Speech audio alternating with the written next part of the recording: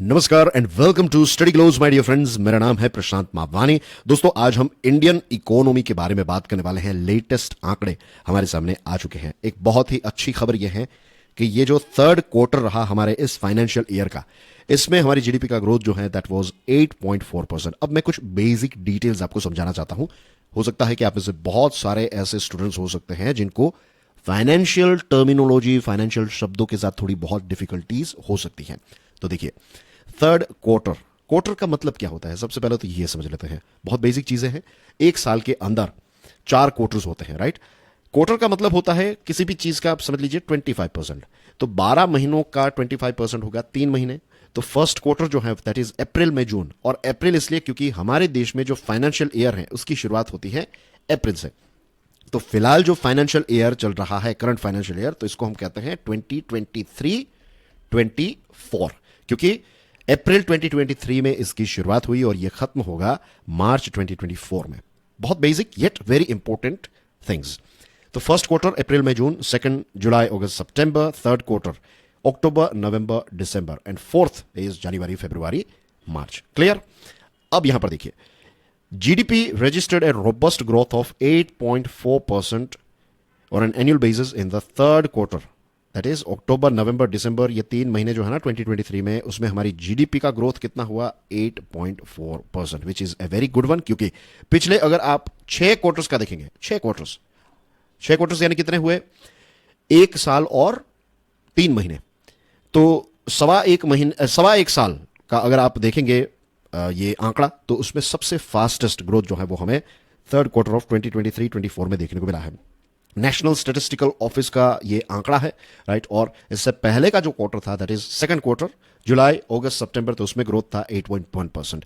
Central statistical office जो है उसका जो फोरकास्ट था 7.6% का, कि पूरे साल में हमारी जो इकोनॉमी है ये 7.6% से ग्रो होगी, राइट। पूरे साल का आंकड़ा है 7.6। अर्लियर एस्टिमेट कितना था? पहले यह एस्टिमेट किया जा रहा था कि 7.3% से हमारी इकोनॉमी ग्रो होगी इस साल में, लेकिन अब यह आंकड़ा इंक्रीज होकर 7.6 हो चुका है, which is very very good. और अच्छी चीजें यह भी हैं कि जो हाई फ्रीक्वेंसी ग्रोथ इंडिकेटर्स हैं वो काफी ज्यादा रोबस्ट नजर आ रहे हैं। क्या होते हैं ये हाई फ्रीक्वेंसी ग्रोथ इंडिकेटर्स? उनको भी हम देखने वाले हैं। Don't worry about it at all. दूसरी चीज, इन्फ्लेशन जो है वो धीरे धीरे सॉफ्ट होता जा रहा है, और जब इन्फ्लेशन कम होता है, ग्रोथ रेट अच्छा होता है, तो जो पॉलिसी मेकर्स हैं उनके लिए एक बहुत अच्छी अपॉर्चुनिटी बन जाती है कि वो इकोनॉमी को एक नए लेवल पर ले जा सके। और ये जो आंकड़ा सामने आया है इस साल का, क्वार्टर का, तो इससे ये पता चलता है कि नेक्स्ट ईयर जो है ना, फाइनेंशियल ईयर 24-25 की शुरुआत कब होगी? अप्रैल 2024 से एक नए फाइनेंशियल ईयर की शुरुआत होगी। तो इसमें भी ग्रोथ जो है वो काफी अच्छा रहने वाला है because of this year's performance, right. Dear friends, I know कुछ बेसिक चीजें ही हमने डिस्कस की है, but they are very very important. अब जो इंडिकेटर्स है ना, तो उनके लिए हमें सेक्टर्स को देखना पड़ता है। फॉर एग्जांपल, मैन्युफैक्चरिंग सेक्टर एक बहुत ही इंपॉर्टेंट सेक्टर होता है ये। अब मैन्युफैक्चरिंग सेक्टर का ग्रोथ जो है इस क्वार्टर में कितना रहा? Double digit, 11.6%, which is very very good. Manufacturing sector जो है ना, ये एक जॉब प्रोड्यूसिंग सेक्टर है।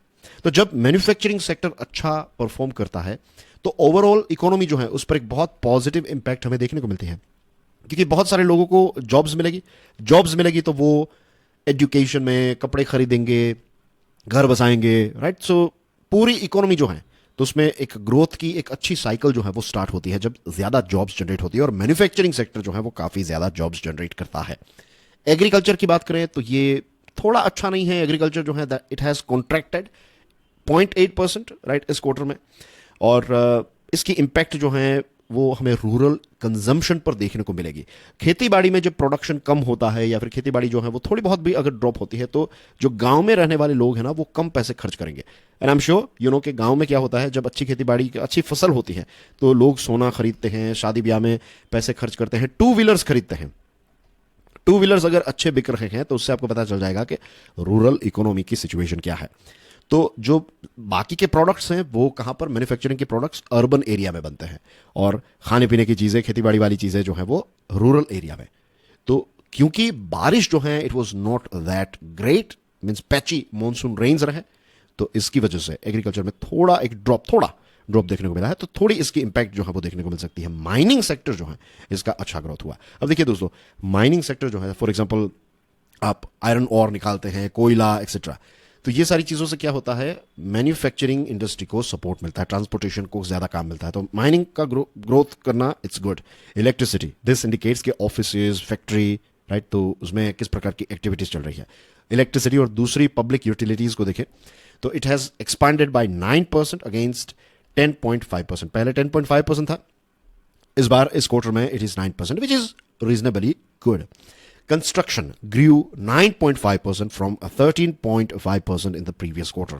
जो सेकंड क्वार्टर था इकोनॉमी का, तो उसमें कंस्ट्रक्शन ने डबल डिजिट, उसमें भी 13.5% का ग्रोथ किया, लेकिन यहां पर है 9.5%, which is again very good. लेकिन क्वार्टर 2 से क्वार्टर 3 का आंकड़ा इसमें ड्रॉप हुआ है। कंस्ट्रक्शन का परफॉर्मेंस जब अच्छा होता है तो इट इंडिकेट्स के रियल एस्टेट अच्छा परफॉर्म कर रहा है, इंफ्रास्ट्रक्चर जो है उस पर फोकस दिया जा रहा है, तो सो उसकी भी रिपल इफेक्ट जो है वो फ्यूचर में पॉजिटिव इफेक्ट हमें देखने को मिल सकती है। ट्रेड, होटल्स, ट्रांसपोर्ट, कम्युनिकेशन, ये सारी चीजें जो हैं वो एक्सपांड हुई है 6.7%। Public administration, defence and other services की बात करें तो it grew by 7.5% during this quarter. इससे एक साल पहले का जो क्वार्टर था 2022-23 वाला जो क्वार्टर था, सेम, राइट, अक्टूबर, नवंबर, दिसंबर, तो उसमें ग्रोथ था 3.5, तो उसके कंपैरिजन में इट इज 7.5।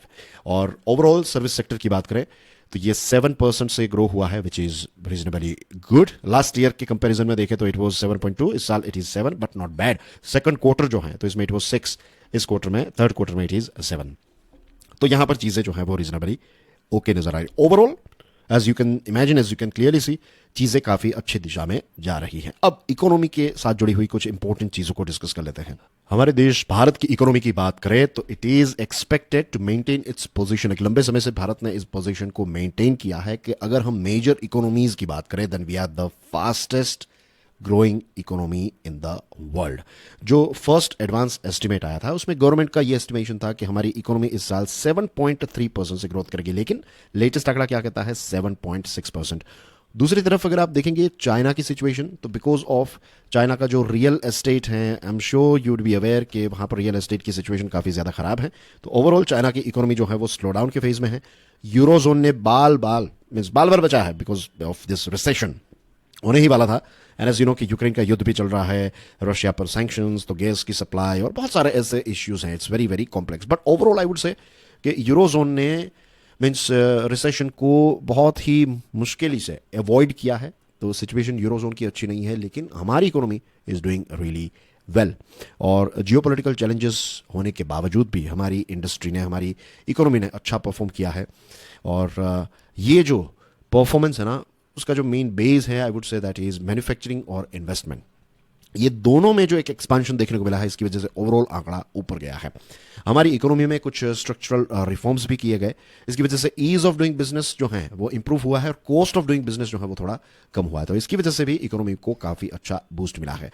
मीडियम टर्म में अगर हम देखें तो हमारी इकोनॉमी जो है वो 7% से ज्यादा ही ग्रोथ करेगी, राइट, 7% प्लस वाला ग्रोथ हमारा रहने वाला है, which is very very healthy to be honest. अब दोस्तों कुछ एनालिसिस भी कर लेते हैं।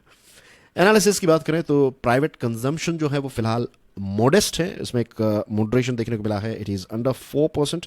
प्राइवेट कंजम्पशन का मतलब पता है क्या है, मैं आप जो चीजें खरीदते हैं ना वो, सो ये हमारा एक ह्यूमन बीइंग का जो नेचर है इस पर काम करता है। अगर जेब में ज्यादा पैसे हैं, बहुत ही सिंपल एग्जांपल, अगर आपकी जेब में 50 रुपए हैं फॉर एग्जांपल, आपके वॉलेट में जस्ट और 50 रुपीज है या फिर लेट्स से 100 रुपीज है, तो फिर आप सोच समझ कर खर्च करोगे। लेकिन अगर आपकी जेब में 8,540 रुपए हैं कैश, तो फिर ये 100-150 रुपए आप कहां पर खर्च कर लोगे आपको पता भी नहीं चलेगा। You know, this is how it works. ये इस प्रकार से हम ह्यूमन बीइंग्स जो है वो बिहेव करते हैं। तो जितने पैसे हमारे पास होंगे ना उतना हम कंजम्पशन ज्यादा करेंगे। तो प्राइवेट कंजम्पशन कम होने का मतलब क्या है कि लोग जो है वो, उनकी जेब में थोड़े पैसे कम हैं, महंगाई की वजह से, दूसरे इश्यूज हैं, पैसे अभी खर्च नहीं कर रहे because of expenditures are high, तो ये सारी चीजों की वजह से ओवरऑल इकोनॉमी पर एक इंपैक्ट पड़ती है।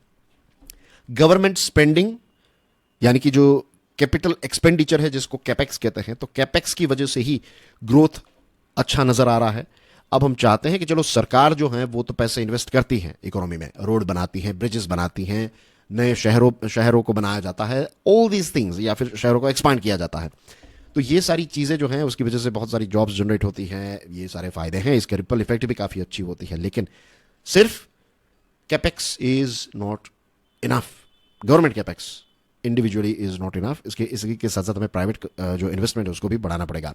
पर्सनल इनकम टैक्स का कलेक्शन जो है it has surged 27% between April 23 to January 24, which is very good. और ओवरऑल इकोनॉमी के आंकड़े जो है ना, it's a very complex thing, right. बहुत सारी चीज़ें, बहुत सारे फैक्टर्स एक दूसरे के साथ बहुत ही कॉम्प्लेक्स तरीके से इंटरेक्ट करते हैं।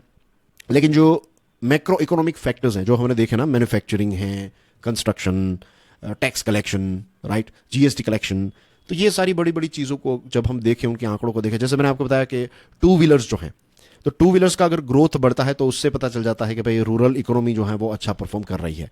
कुछ आपके एफएमसीजी के प्रोडक्ट हैं, तो एफएमसीजी के प्रोडक्ट्स जब अच्छे बिकते हैं तो पता चल जाता है कि अर्बन और रूरल एरिया में इकोनॉमी अच्छी है, क्योंकि स्पेंडिंग पैटर्न।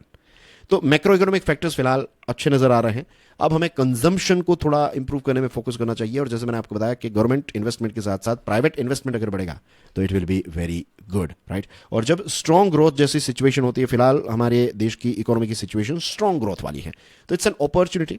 तो इसमें जो फ्यूचर का प्लान है वो अच्छी तरीके से क्रिएट किया जा सकता है कि कैसे ये ग्रोथ जो है वो सस्टेनेबल रहे, डेवलपमेंट जो है वो सस्टेनेबल रहे, और कैसे जो प्रॉस्पेरिटी है, समृद्धि है, ये इक्विटेबल रहे। सिर्फ पैसे वाला जो है वो पैसे ना कमाए, हर एक को पैसे कमाने का मौका मिले। तो ये सारी चीज़ें अभी के समय में की जा सकती है, क्योंकि चीज़ें जो है वो काफ़ी अच्छी दिशा में जा रही हैं, राइट। So that's basically everything in today's discussion dear friends. Do check out my course. मैंने कोर्स डिजाइन किया है, इसका नाम है लिमिटलेस लीडरशिप। ये कोर्स स्टडी ग्लोज के मोबाइल ऐप पर अवेलेबल है, तो आज ही डाउनलोड करें स्टडी ग्लोज का mobile app and do check out limitless leadership program. ये आपको बहुत काम आएगा, trust me. And productive reels के लिए do check out my insta and FB, और ये मेरी यूट्यूब चैनल है क्यूरियसली एजुकेशन, इसको भी सब्सक्राइब जरूर कीजिएगा। So that's everything from my side. I will see you soon with some more interesting topics. Till then enjoy your studies. God bless you all. जय हिंद।